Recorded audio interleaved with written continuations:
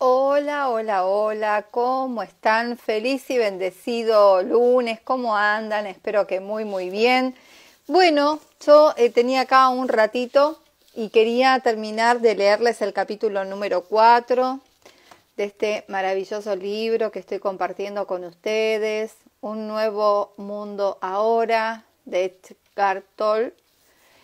Y bueno, vamos por el capítulo 4, estuvimos hablando ahí del ego. El capítulo 4 se titula Representar papeles, las múltiples caras del ego. Así que bueno, voy a dejar acá el título del libro para quienes entren luego, sepan de qué estoy hablando. ¿Cómo andan? ¿Por dónde me están viendo? ¿Desde qué lugar? Acá en Argentina, bueno, se vino el frío con tutti. Tremendo. Pero bueno, estamos en invierno, ¿qué vamos a esperar? Me gusta porque los comentarios son graciosos a veces, ¿no?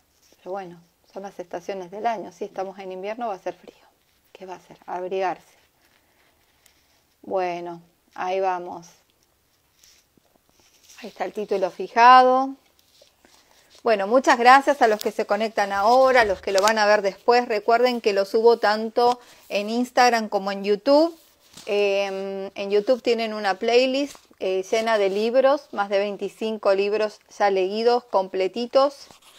Y bueno, y ahora voy a completarles el capítulo número 4 de este libro de Edgar Tolle.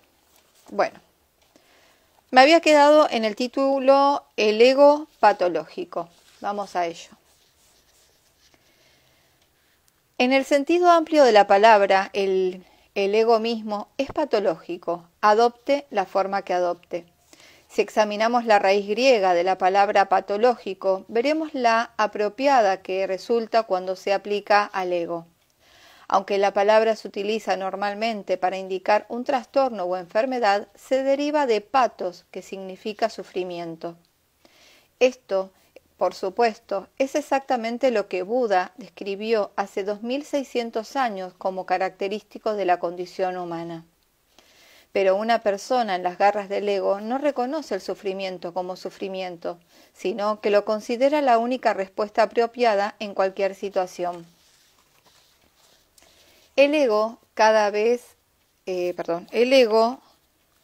en su ceguera, es incapaz de ver el sufrimiento que se inflige a sí mismo y a otros. La infelicidad es una enfermedad mental y emocional creada por el ego que ha alcanzado proporciones epidémicas. Es el equivalente interior de la contaminación ambiental de nuestro planeta. Los estados negativos como la ira, la ansiedad, el odio, el resentimiento, el descontento, la envidia, los celos, etc., no se reconocen como negativos, sino que se consideran totalmente justificados y además no se perciben como creados por uno mismo, sino que se crean causados por algún otro o por algún factor externo. Te hago responsable de mi dolor. Esto es lo que implica la actuación del ego. El ego es incapaz de distinguir entre una situación y su interpretación de esa situación y su reacción a ella. Pues puedes decir, qué día más espantoso, sin darte cuenta de que el frío, el viento y la lluvia o la condición a la que reaccionas no son espantosos. Exactamente. Son como son. Lo espantoso es tu reacción, tu resistencia interior y la emoción creada por esa resistencia. Dicho con otras palabras de Shakespeare, nada es bueno ni malo, es el pensamiento el que lo hace así. Y lo que es más, muchas veces el ego percibe el sufrimiento y la negatividad como un placer, porque hasta cierto punto el ego se refuerza de ese modo. Por ejemplo, la rabia o el resentimiento refuerzan enormemente el ego, aumentando la sensación de separación, realzando el carácter ajeno de los otros y creando una postura mental de yo tengo razón, que es como una fortaleza aparentemente impugnable. Si fueras capaz de observar los cambios fisiológicos que tienen lugar dentro de tu cuerpo cuando estás poseído por estos estados negativos, cómo afectan adversamente al funcionamiento del corazón, el aparato digestivo, el sistema inmunitario e incontables funciones corporales, quedaría perfectamente claro que esos estados son verdaderamente patológicos, son formas de sufrimiento y no de placer. Cuando estás en un estado negativo, hay algo en ti que quiere la negatividad, que la percibe como un placer o que cree que le proporcionará lo que deseas. De no ser así, ¿quién iba a querer aferrarse a la negatividad, hacerse desdichado a sí mismo y a los demás y provocar enfermedades en el cuerpo? Así pues, cada vez que hay negatividad en ti, si puedes ser consciente en ese momento de que hay algo en ti que encuentra placer en ello o que cree que tiene un propósito útil, te estás haciendo consciente directamente del ego. En el momento en que esto ocurre, tu identidad ha pasado del ego a la conciencia. Esto significa que el ego está escogiendo y la conciencia creciendo. Si en medio de la negatividad eres capaz de darte cuenta de que en ese momento te estás creando sufrimiento, con eso bastará para elevarte por encima de las limitaciones de los estados y reacciones condicionados por el ego. Esto te abrirá infinitas posibilidades que vendrán a ti cuando haya conciencia, otras maneras muchísimo más inteligentes de abordar cualquier situación. Serás libre para deshacerte de tu infelicidad en el momento en que reconozca que no es inteligente. La negatividad no es inteligente, siempre procede del ego. El ego puede ser astuto, pero no es inteligente. La astucia persiste sus propios objetivos. La inteligencia ve el gran todo en todas las cosas que están conectadas. La astucia está motivada por el interés propio y es sumamente corta de vista. Casi todos los políticos y gentes de negocios son astutos. Muy pocos son inteligentes. Lo que se consigue a base de astucia dura poco y a la larga siempre acaba en autoderrota. La astucia divide, la inteligencia incluye. La infelicidad de fondo. El ego crea separación y la separación genera sufrimiento. Por lo tanto, el ego es claramente patológico. Aparte de las formas de negatividad más obvias, como la ira, el odio y demás, hay otras más sutiles que son tan comunes que no se suelen reconocer como tales. Por ejemplo, la impaciencia, la irritación, el nerviosismo y el hartazgo. Constituyen la infelicidad de fondo, que es el estado interior predominante en muchas personas. Para detectarlas tienes que estar sumamente alerta y absolutamente presente. Cada vez que lo haces es un momento de despertar, de dejar de identificarnos con la mente. Veamos uno de los estados negativos más comunes, que pasa inadvertido con facilidad precisamente por ser tan común, tan normal. Puede que te suene familiar. ¿Alguna vez has experimentado una sensación de descontento que se podría describir mejor como una especie de resentimiento de fondo? Puede ser específico o no específico. Mucha gente pasa gran parte de su vida en ese estado. Están tan identificados con él que no pueden apartarse y verlo. Por debajo de ese sentimiento hay ciertas creencias inconscientes, es decir, pensamientos. Piensas esos pensamientos de la misma manera en que sueñas tus sueños cuando estás dormido. En otras palabras, no sabes que estás pensando esos pensamientos, como el soñador no sabe que está soñando. He aquí algunos de los pensamientos inconscientes más comunes que alimentan esa sensación de descontento o resentimiento de fondo. He despojado esos pensamientos de su contenido para que quede solo la estructura desnuda. De este modo se hacen más claramente visibles. Cada vez que haya infelicidad en el fondo de tu vida o incluso en primer plano, mira a ver cuál de estos pensamientos se puede aplicar y añade tu propio contenido, de acuerdo con tu historia, con tu situación personal. Es necesario que ocurra algo en mi vida para poder estar en paz, ser feliz, realizarme, etc. Y estoy resentido porque todavía no ha ocurrido. Puede que mi resentimiento haga que ocurra por fin. Algo ocurrió en el pasado que debería haber ocurrido, y estoy resentido por ello. Si no hubiera ocurrido aquello, ahora estaría en paz. Algo está ocurriendo ahora que no debería ocurrir y que impide estar en paz ahora. Muchas veces las creencias inconscientes se dirigen hacia una persona y entonces ocurrir se transforma en hacer. Deberías hacer esto o aquello para que yo pueda estar en paz. Y estoy resentido porque aún no lo has hecho. Tal vez mi resentimiento te obligue a hacerlo. Algo que tú o yo hiciste, dijiste o dejaste de hacer en el pasado me está impidiendo estar en paz ahora. Lo que estás haciendo o dejando de hacer ahora me impide estar en paz. El secreto de la felicidad. Todo lo anterior son suposiciones, pensamientos que se confunden con la realidad. Son historias que el ego inventa para convencerte de que no puedes estar en paz ahora o de que no puedes ser plenamente tú. Estar en paz y ser quien eres, es decir, ser tú mismo, son la misma cosa. El ego dice, tal vez en algún momento futuro pueda estar en paz, si ocurre esto o aquello o lo demás allá, o si obtengo esto o consigo ser esto otro. O dice, nunca puedo estar en paz por culpa de aquello que ocurrió en el pasado. Escucha las historias de la gente y ves que todas podrían titularse, ¿por qué no puedo estar en paz ahora? El ego no sabe que tu única oportunidad de estar en paz la tienes ahora. O tal vez lo sabe y tiene miedo de que lo averigües. La paz, al fin y al cabo, es el fin del ego. ¿Cómo estar en paz ahora? ¿Cómo estar en paz ahora? Haciendo las paces con el momento presente. El momento presente es el campo en el que se juega el partido de la vida. No puede ocurrir en ningún otro sitio.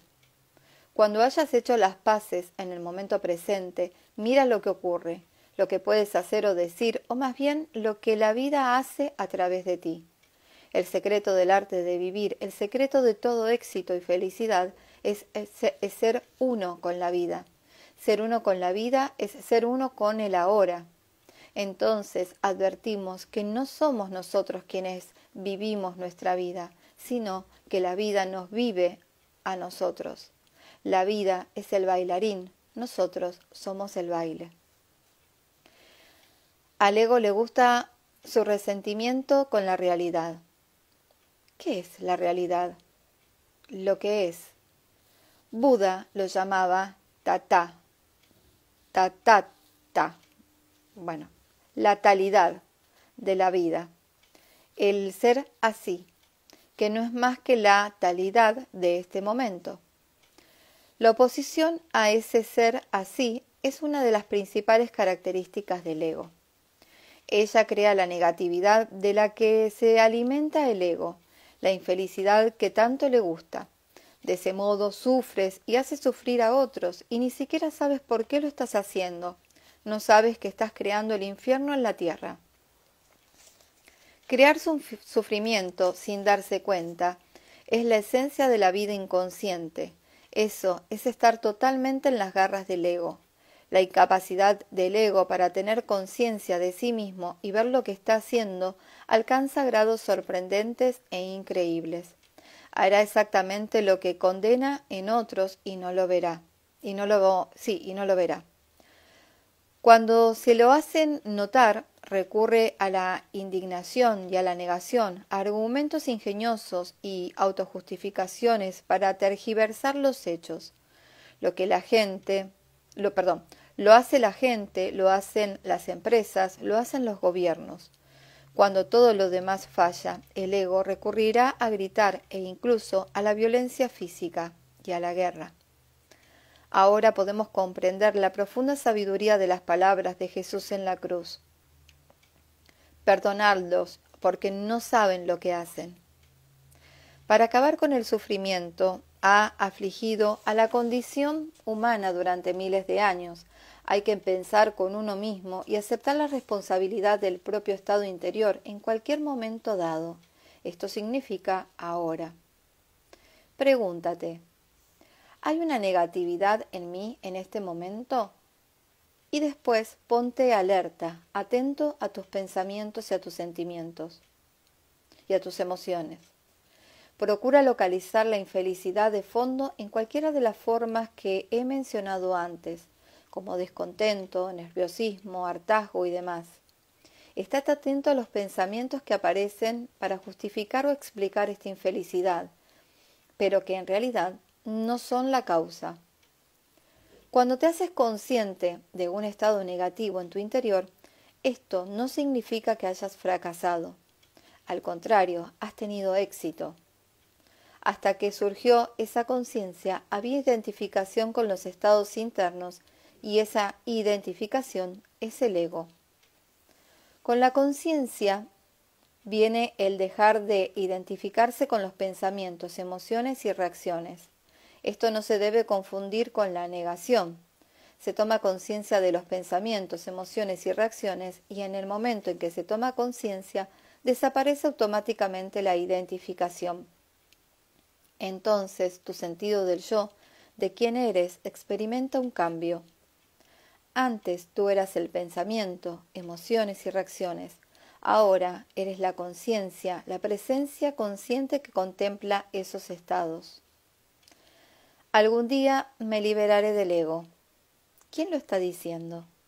¿El ego? En realidad, liberarse del ego no es un trabajo tremendo, sino algo muy fácil. Lo único que tienes que hacer es ser consciente de tus pensamientos y emociones, mientras van ocurriendo. Esto no es realmente hacer, sino es estar alerta y ver. En ese sentido, es verdad que no puedes hacer nada para liberarte del ego. Cuando se produce ese cambio, el paso del pensamiento a la conciencia empieza a actuar una inteligencia mucho más grande que la astucia del ego. Por medio de la conciencia se despersonalizan las emociones y hasta los pensamientos. Se reconoce su naturaleza impersonal. Ya no hay un yo en ellos. Son solo emociones humanas, pensamientos humanos. Toda tu historia personal, que en último término no es más que un cuento, un conjunto de pensamientos y emociones, adquiere una importancia secundaria y deja de ocupar el primer plano de tu conciencia. Ya no constituye la base de tu sentido de identidad. Eres la luz de la presencia, la conciencia que existe antes que todos los pensamientos y emociones y que es más profunda. Formas patológicas del ego. Como hemos visto, el ego en su naturaleza esencial es patológico, si podemos utilizar la palabra en su sentido más amplio, que identifica disfunción y sufrimiento. Muchos trastornos mentales consisten en las mismas manifestaciones del ego que se dan en una persona normal, pero que se han hecho tan acusadas que su naturaleza patológica resulta evidente para todos, excepto para el paciente. Por ejemplo, muchas personas normales dicen de vez en cuando cierto tipo de mentiras con el fin de parecer más importantes, más especiales y realzar su imagen en la mente de los demás, a quien conocen cuáles son sus méritos, capacidades y posesiones y cualquier cosa que el ego utilice para identificarse con ella.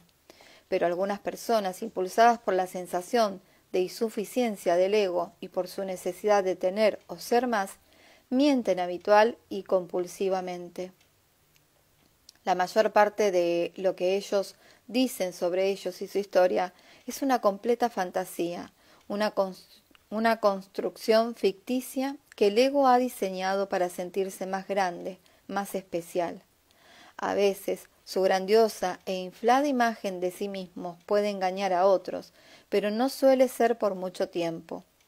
A partir de cierto momento, casi todos la reconocen rápidamente como una completa ficción. La enfermedad mental que se llama esquizofrenia paranoica o paranoia a secas es básicamente una forma exagerada del ego. suele consistir en una historia ficticia que la mente ha inventado para darle sentido a una profunda y persistente sensación de miedo. El principal elemento de la historia consiste en creer que ciertas personas, a veces muchas o casi todas, están conspirando contra mí o planean controlarme o matarme. Muchas veces la historia tiene tanta coherencia y lógica interna que pueden engañar a otros y hacer que también lo crean. A veces, organizaciones o naciones enteras están basadas en sistemas de creencias paranoicas.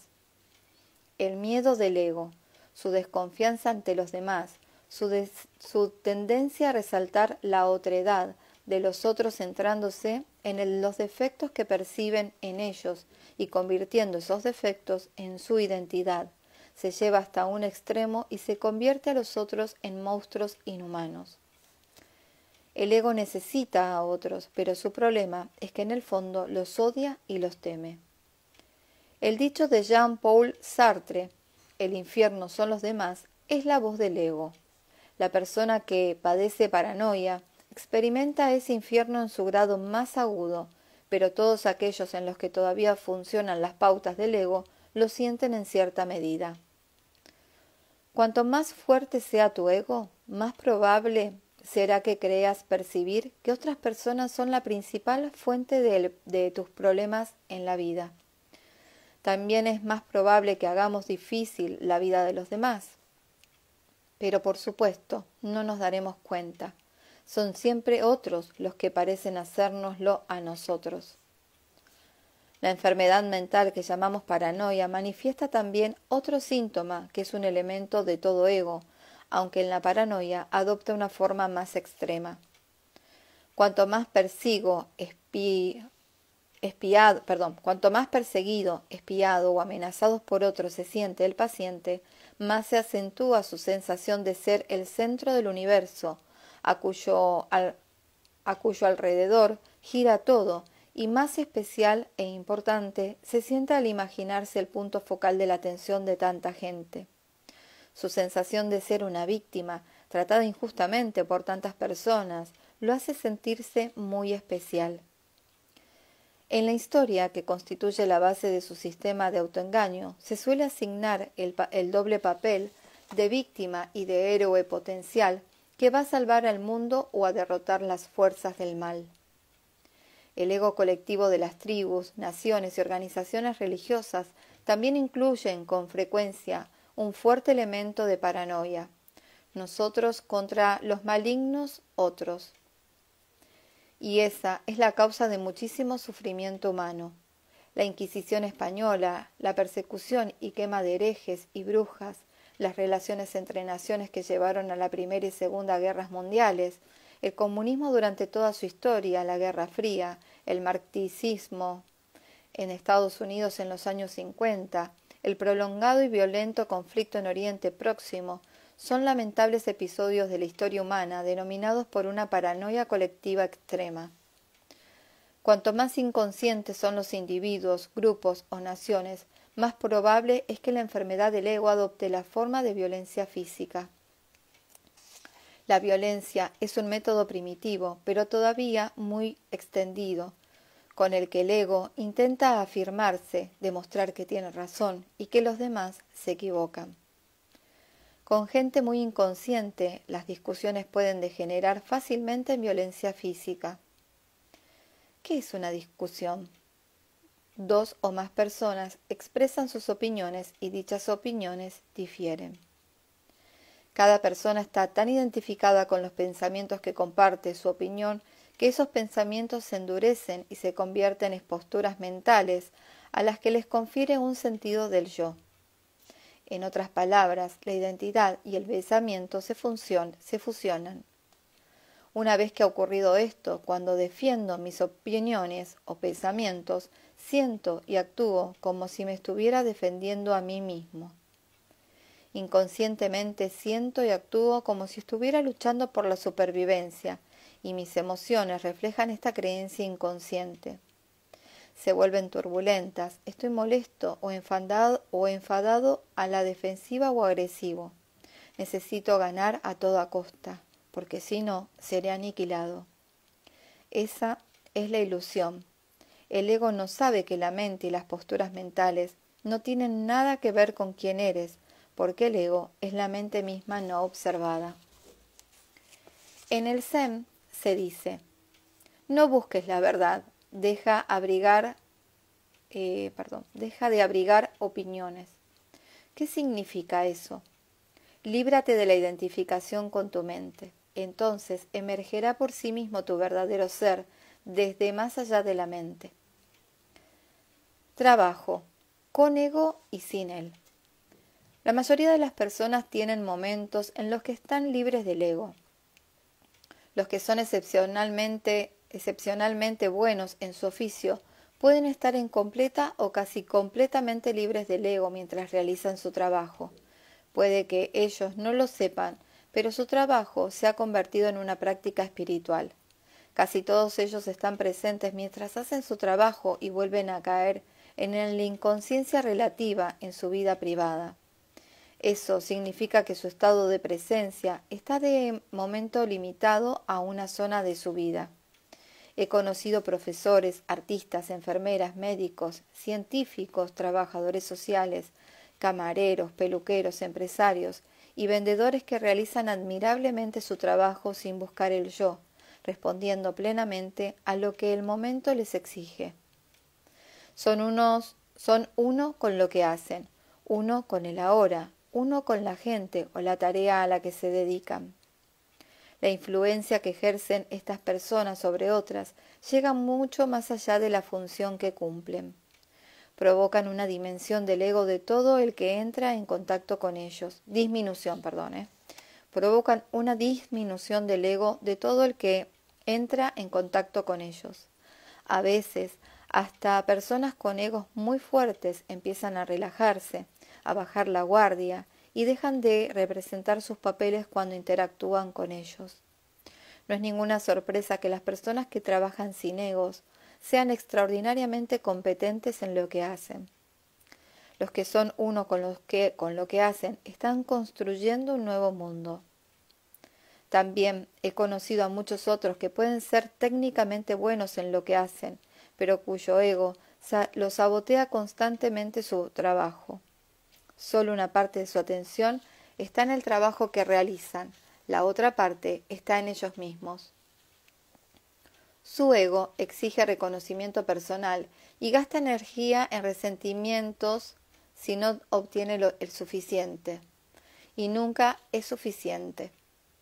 Alguien se está llevando más crédito que yo. O bien su principal foco de atención es la ganancia o el poder, y su trabajo no es más que un medio para lograr ese fin. Cuando el trabajo no es más que un medio para llegar a un fin, no puede ser de alta calidad. Cuando surgen obstáculos o dificultades en su trabajo, cuando las cosas no marchan de acuerdo con sus expectativas, cuando otras personas o las circunstancias no son favorables o cooperativas, en lugar de hacerse inmediatamente con la nueva situación y responder a las exigencias del momento presente, reaccionan contra la situación y así se separan de ella. Hay un yo que se siente personalmente ofendido o resentido y se quema una enorme cantidad de energía en inútiles protestas o rabietas, una energía que se podría utilizar para resolver la situación si el ego no lo hubiera malgastado. Y lo que es más, esta energía de reacción crea nuevos obstáculos, nueva oposición. Verdaderamente muchas personas son ellas mismas su peor enemigo. La gente sabotea inconscientemente su propio trabajo cuando niega ayuda o información a otros, o cuando intenta minar la posición de otros para que no tengan más éxito o reciban más crédito que suyo. La cooperación es algo ajeno al ego, excepto cuando hay un motivo secundario. El ego no sabe que cuanto más incluyas a los demás, más suavemente fluirán las cosas y con más facilidad llegarán a ti.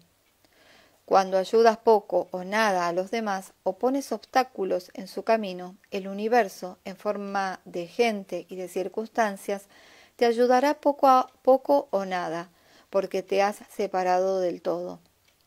La sensación inconsciente central del ego no es suficiente, lo hace reaccionar contra el éxito de cualquier otro como si ese éxito me hubiera quitado algo a mí. No sabe que su resentimiento por el éxito de otra persona reduce tus propias posibilidades de éxito. Para atraer el éxito tienes que darle la bienvenida allí donde lo veas. El ego en la enfermedad. Una enfermedad puede tanto reforzar como debilitar al ego. Si te quejas, sientes lástima de ti mismo o te irrita estar enfermo, tu ego se hace más fuerte. También se fortalece si conviertes la enfermedad en parte de tu identidad conceptual. Soy un paciente de tal o cual enfermedad. En cambio, hay otras personas que en la vida normal tienen un gran ego y que de pronto se vuelven tiernas, amables y mucho más agradables cuando se ponen enfermas. Pueden que tengan revelaciones que nunca habrían tenido en su vida normal. Pueden acceder a su conocimiento y alegría interior y hablar con sabiduría. Después, cuando mejoran, recuperan la energía y con ella el ego. Cuando estás enfermo, tu nivel de energía es bastante bajo y la inteligencia del organismo puede tomar el poder y utilizar la energía que queda para curar el cuerpo, de modo que no queda suficiente para la mente, es decir, para los pensamientos y emociones del ego, el cual consume cantidades considerables de energía. Pero en algunos casos, el ego retiene la poca energía que queda y la usa para sus propios propósitos. Ni que decir tiene que las personas que experimentan un reforzamiento del ego cuando están enfermas tardan mucho más en recuperarse.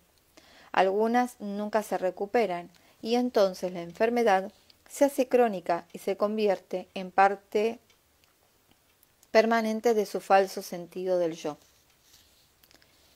El ego colectivo. Qué difícil es vivir con uno mismo.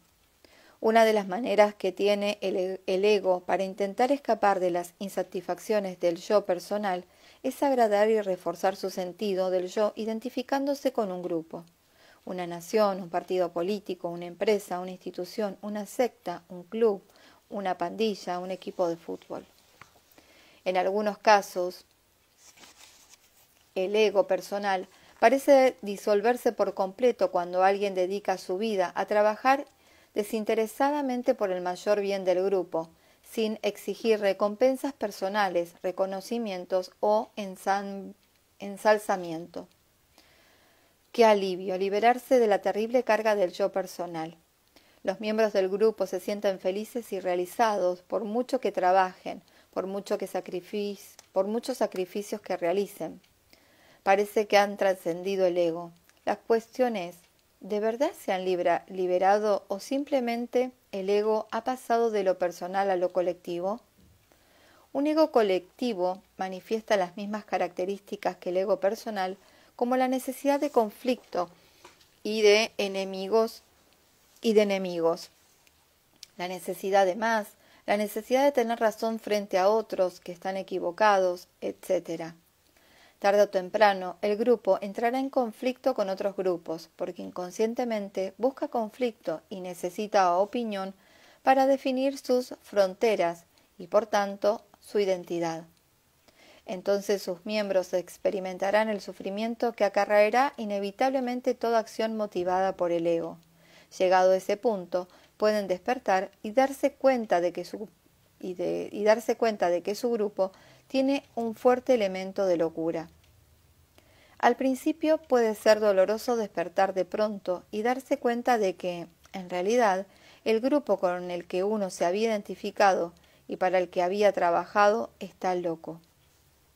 En ese punto, algunas personas se vuelven cínicas o amargadas y desde ese momento niegan todos los valores, todos los méritos.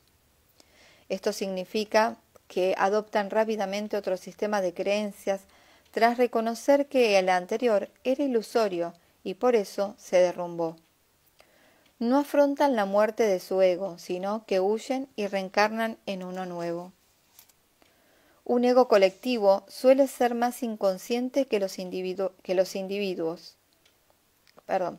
Un ego colectivo suele ser más inconsciente que los individuos que componen dicho ego. Por ejemplo, las multitudes, que son entidades egóticas colectivas temporales, son capaces de cometer atrocidades que los individuos separados de la multitud serían incapaces de cometer. No es raro que las naciones adopten comportamientos que un individuo serían inmediatamente reconocidos como psicóticos. A medida que vaya emergiendo la nueva conciencia, algunas personas se sentirán llamadas a formar grupos que reflejen la conciencia iluminada. Estos grupos no serán egos colectivos. Los individuos que formen esos grupos no tendrán necesidad de definir su identidad por medio del grupo. Ya no buscarán ninguna forma para definir quiénes son. Aunque los miembros de estos grupos no estén todavía completamente libres de ego, habrá en ellos conciencia suficiente para reconocer el ego en sí mismos o en otros en cuanto aparezca. Aún así, es preciso estar en alerta constante, porque el ego intentará tomar el control y reafirmarse de la manera que pueda. Disolver el ego humano, exponiéndolo a la luz de la conciencia, ese será uno de los principales propósitos de estos grupos, ya se trate de empresas concienciadas, organizaciones benéficas, escuelas o comunidades de personas que viven juntas. Los grupos iluminados cumplirán una importante función en el surgimiento de la nueva conciencia, así como grupos egóticos nos arrastran a la inconsciencia y el sufrimiento. El grupo iluminado puede ser un imán para la conciencia que acelerará el cambio planetario. Prueba incontrovertible de la inmortalidad. Prueba incontrovertible de la inmortalidad. Ya terminamos estos últimos párrafitos. El ego aparece a causa de una ruptura en la psique humana que divide la identidad en dos partes que podríamos llamar yo, mí o yo y yo mismo. Pues así, todo ego es esquizofrénico, empleando la palabra con su significado popular de personalidad dividida. Vives con una imagen mental de ti mismo, un yo conceptual con el que mantienes una relación. La vida misma se conceptualiza y queda separada de quién tú eres cuando hablas de mi vida. En el momento en que dices o piensas mi vida y crees que es lo que estás diciendo, en lugar de reconocerlo como una simple convención lingüística, has entrado en el terreno del autoengaño. Si existe algo que es mi vida, eso significa que yo y la vida son dos cosas separadas y por lo tanto también puede perder la vida, mi posesión imaginaria más preciada. La muerte se convierte en una aparente realidad y una amenaza. Las palabras y conceptos dividen la vida en segmentos separados que no tienen realidad por sí mismos. Incluso podríamos decir que el concepto de mi vida es la ilusión original de separación, la fuente del ego. Si yo y la vida son dos cosas, si estoy separado de la vida, entonces estoy separado de todas las cosas, de todos los seres, de todas las personas. Pero, ¿cómo puedo estar separado de la vida? ¿Podría existir un yo separado de la vida, separado del ser? Es totalmente imposible. Así que no existe eso de mi vida y yo no tengo una vida. Yo soy vida. Y yo soy vida. Yo y la vida somos uno. No puede ser de otro modo. ¿Cómo voy a poder perder mi vida? ¿Cómo puedo perder algo que para empezar no tengo? ¿Cómo puedo perder algo que soy? Es imposible. Bueno, seres bonitos, hasta acá, ahora sí, completito el capítulo número 4. Ahora sí quedó completo. Mañana seguramente pasaré a leerles el capítulo número 5 por la mañana, ya que a la tarde tengo el cumpleaños de mi chiquitín. Chiquitín cumple 10 mañana. Así que bueno, seres bonitos, muchísimas, muchísimas gracias a todos los que estuvieron ahora, pasaron un ratito, a los que lo van a ver después, a los que lo van a ver por YouTube. Muchas, muchas gracias. Recuerden que la forma que tienen de compartir y ayudar a esta cuenta para que siga creciendo es compartiendo, poniendo me gusta, suscribiéndose a YouTube, dejando algún comentario. Bueno, esa es la forma que tienen de ayudar a que esto se difunda, se haga más visible. Y también pueden compartirlo con familiares, con amigos que creen que puedan resonar con estas lecturas. Y de paso, bueno, tener el beneficio de ir, ¿no? Como ahí, tomando un poco más de conciencia. La información siempre es poder, ¿sí? Siempre es un poder que tenemos a través de la información, del conocimiento, de buscar